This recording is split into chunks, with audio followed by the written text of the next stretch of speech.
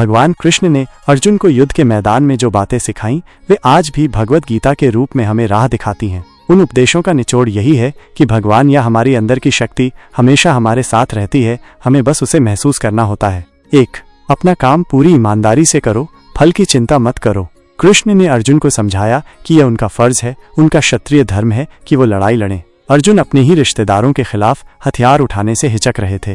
कृष्ण ने उन्हें बताया कि यह उनका कर्तव्य है और उन्हें बिना नतीजे की चिंता किए अपना काम करना चाहिए। इसका मतलब ये है कि जब आप अपना काम पूरी ईमानदारी और लगन से करते हैं तो एक दैवीय शक्ति आपके साथ होती है जो आपको सही रास्ते पर चलने की प्रेरणा देती है, भले ही आपको तुरंत नतीजा न दिखे। ये भरोसा कि आप अकेले नहीं हैं आपको अपने कर्तव्य पर डटे रहने की ताकत देता है। 2. भगवान हर जगह हैं, हर चीज में मौजूद हैं।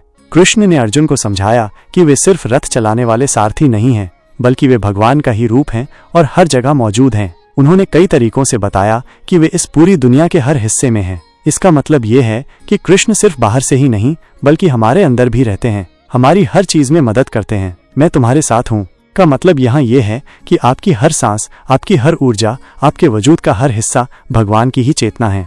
3. पूरी तरह से भगवान पर भरोसा रखो। भगवत गीता का सबसे अहम संदेश है पूरी तरह से भगवान पर भरोसा करना। कृष्ण अर्जुन से कहते हैं कि वो सब कुछ छोड़कर बस उनकी शरण में आ जाएं और वे उन्हें हर गलती और पाप से मुक्ति दे देंगे। ये मैं तुम्हारे साथ हूँ का सबसे बड़ा रूप है। जब हम पूरी तरह से भगवान पर भरोसा करते हैं और अपनी सारी परेशानियां उनके सामने रख देते हैं तो वे हमें हर डर और चिंता से आज़ाद कर देते हैं। ये एक वादा है कि वे हर हाल में हमारे साथ खड़े रहेंगे, हमें सहारा देंगे और हमारा मार्गदर्शन करेंगे।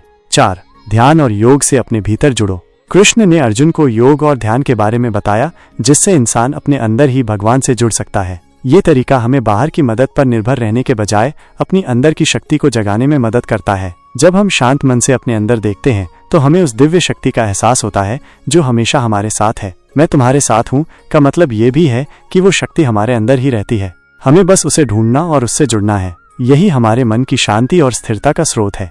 मैं तुम्हारे साथ हूँ।